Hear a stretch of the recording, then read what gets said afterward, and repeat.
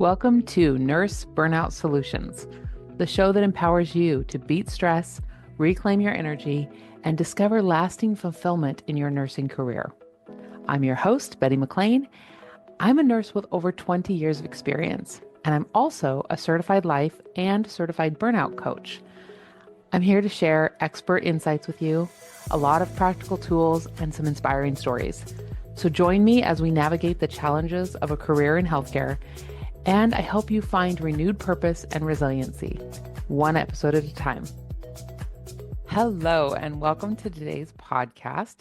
Today, I'm going to be sharing with you 5 books that have changed my life, my coaching career, my nursing career. And as I was getting ready for this podcast, I realized that I could make this list 20 books long. And I feel like I always have a new favorite book. So these 5 books that I'm going to share with you, I'm going to call them my favorite, but really, I think my favorite book is the one I'm currently reading. And that's just true of, of my life. My favorite book is always the one that I'm just currently reading. So I'm going to give you 5 books, why I think they're amazing, why I think you should read them. But also, there's so many other wonderful books in all of these categories that are impactful and useful. So, this is definitely not an exhaustive, complete list. But if you are someone who has always wanted to be a nonfiction reader, I'm a fiction reader first and foremost. I love a good novel, but I have realized that there's a wonderful place in my life for nonfiction and for personal development books. These are 5 that have really been impactful for me. I would love to know your favorite as well, whether they're these ones, whether they're different. So let's talk about that more at the end, how you can share with me. So the first book that I want to share with you is 90 Seconds to a Life You Love by Dr. Joan Rosenberg. She is a psychologist and counselor and has, spent her career helping people deal with big emotions. And what I liked about this book was the way she explained the science of how thoughts create emotions in our body. The big takeaway for me was something that I knew. I was taught this in my certification that emotions are fleeting, but there was no science behind it. They just said it like it was true. And I was like, all right. Well, in 90 Seconds to a Life You Love, Dr. Rosenberg explains why that's true. Emotions, we can go from a big emotion to it gone within about 90 seconds. And what they've discovered through studies and scientific data is emotions last in the body from anywhere from 60 to 120 seconds. So a minute to 2 minutes, average of 90 seconds. And the reason that we experience an emotion lasting longer than 2 minutes is because we're continuing the thought process that created the emotion in the first place. So if you have a thought like that person's so rude and you feel angry, that anger that you feel in your body is only going to last 90 seconds. But then if you continue to think about how rude that person was, you will continue to feel angry, right? So, really good book. She's a good writer. She's got some really good stories of clients that she has counseled and to really explain this concept. And it was just a really excellent book. So, 90 Seconds to a Life You Love by Dr. Joan Rosenberg. Great read. Highly recommend. The next book that I want to recommend, I'm sure you've heard of. It's Atomic Habits by James Clear. Atomic Habits is one of those books that everybody talks about, but it's not necessarily something that we put into practice. That's what I've noticed anyway, is everybody loves the book, but the people who are quote unquote winning at life, they're the people who are putting this into practice. So James Clear in his book Atomic Habits, he talks about how the smallest, tiniest little particle can have massive effects. So atomic in this book talks about the atom, the smallest molecule, right? And how an atom, we want to start forming big, big, grand habits from a very small habit. Small changes lead to big habits. Go read the book. It's really good. It is not about big, grand gestures. It is about what can you do tiny, tiny today that you can then stack to create something big and wonderful. Again, there's a reason these books are so good. It's because they explain their concepts and the way that this is helpful to you in a beautiful way. So this is not a great review necessarily, but just an encouragement to you. Go read the book. If you have read the book and you're having a hard time putting it into practice, like take a breath and slow down and think about what's the smallest portion from this book that I could implement right now. I think that's one thing I took away from Atomic Habits is it does not have to all be perfect and big and beautiful right now. What's one thing right now that's small that I can do to affect my life later on? He's got some great examples of this in the book. Really, really highly recommend Atomic Habits by James Clear. The next book that I want to talk about is also one of those books that everybody talks about. I know you've heard of this book, but have you read it? That's my question. So the book is The Body Keeps the Score by Dr. Bessel van der Kirk.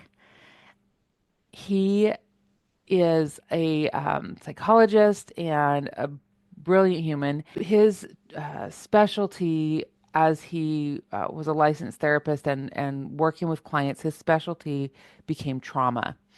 And the stories in the book are brilliant, but the studies that he participated in, created, the studies that he talks about were really helpful for me to gain like a better understanding of not only what trauma is and how it shows up, but how we can start to identify it and then heal from it.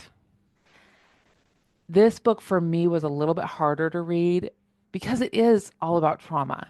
And so if you're going to read this book, just, take a deep breath, give yourself time. Don't try to read it like all in one weekend. Like give yourself a little bit of time to put it down, reflect, go for a walk in nature, and then pick it back up. It's not incredibly disturbing. He does a really good job of like sharing the stories of trauma without giving so much detail that it becomes, a horror story. But it is disturbing. But the beautiful thing is he talks about what do we do? We all have trauma. If you're a nurse, you have experienced trauma. Like I know you have. It's what do we do with that? Do we have the tools and the skills to identify it and heal from it? And I think that for me, reading The Body Keeps the Score was just a really good way to put this whole category of what is trauma, how do we look at trauma?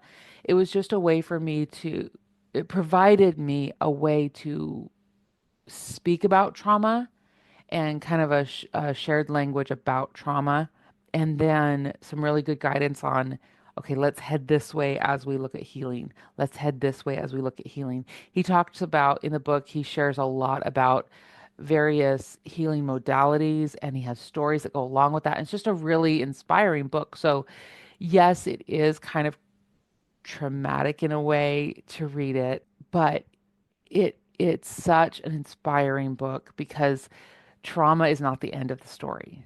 Healing is the end of the story. So definitely, I highly recommend Body Keeps the Score by Dr. Bessel van der Kirk. The last two that I'm going to talk about are both by Brené Brown. So a couple of months ago, maybe 6 months ago now, I got on a Brené Brown kick. She is a fantastic author.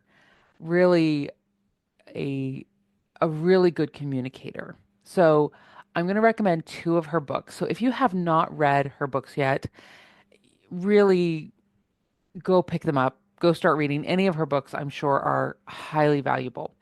I'm going to recommend two. The first is Atlas of the Heart. Atlas of the Heart is, I think, one of her newer books. And it really is just a discussion around the language of emotions and how we empathize and how we can have better discussions around emotion. Again, Brene Brown is an excellent author. I believe she was a counselor, and she's done all kinds of she's a researcher now, and she especially researches emotions and vulnerability, and just has a fascinating career. So her books are very easy to read and very engaging. So Atlas of the Heart, especially if you are a big feeler, and you don't know what to do with all of your big emotions sometimes, Atlas of the Heart is a great one to give you some language to talk about those emotions. If you're more of a thinker and you have a hard time connecting to your emotions, Atlas of the Heart, really good option because it gives you some language to consider. Like, what am I feeling? And how is this impacting my life and those around me? The other one I want to recommend by Brene Brown is Daring Greatly. So I mentioned that she studies vulnerability. She's a social scientist. She studies especially vulnerability and shame. Daring Greatly is a fascinating book, and she's a great author. All of these people are great authors, and she talks about her experience with shame and vulnerability, and different stories about how that applies to our lives. But really, it's about showing up. The book is about showing up with courage, especially when it's uncomfortable or embarrassing or you feel very vulnerable. That's what the book's about. And it's written in a very lighthearted way and very easy to read through very quickly, but it contains such good deep life lessons. So I highly recommend Daring Greatly by Brene Brown. Again, anything by Brene Brown is going to be excellent. And if you are interested in reading books about habit formation, there's other wonderful books, not just Atomic Habits. If you are interested in learning about trauma or about emotions, there are other books other than just The Body Keeps the Score and 90 Seconds to a Life You Love. But those are just a couple that you could start with in order to kind of take you down that journey. So I would really encourage you if you are new, especially if you're new to the personal development genre of reading, pick one of these and just read through it and give yourself some time to digest it. And then tell me about it. I would love to hear if you pick one of these books up and read them, or if you have already read them and what your opinion of the book was. I would also love to hear your favorites. I have a to be read list, and I try to make my way through that on a regular basis. So I would love your recommendations for personal development, especially right now I'm reading another book about trauma. So I would love to hear your recommendations about trauma, psychology, books that have inspired you, helped you heal. I have a book right now that I'm reading, well, that I'm working my way through. It's actually a picture book called Quieting the Storm Within, an illustrated introduction to your parts through internal family systems and beyond. It's by Ashley T. Booth. It has some really great exercises in it that are taking a little while for me to do because you have to sit and reflect, and it's an excellent little book though. So that's the bonus book that I'll recommend, Quieting the Storm Within. But again, if you have a book recommendation, I would love to hear it. And you can email me, Betty at aimforgreatnesscoaching.com, or you can just message me on any of my social media platforms, Aim for Greatness Coaching. I'd love to hear what books have influenced you and why you recommend them. Let's chat. Talk to you later. Thanks for listening today to Nurse Burnout Solutions. Remember, I really believe that all stress is manageable and burnout is not inevitable. If you are struggling with stress or in burnout, I can help. Check out the show notes for ways that we can connect and get you the support that you deserve.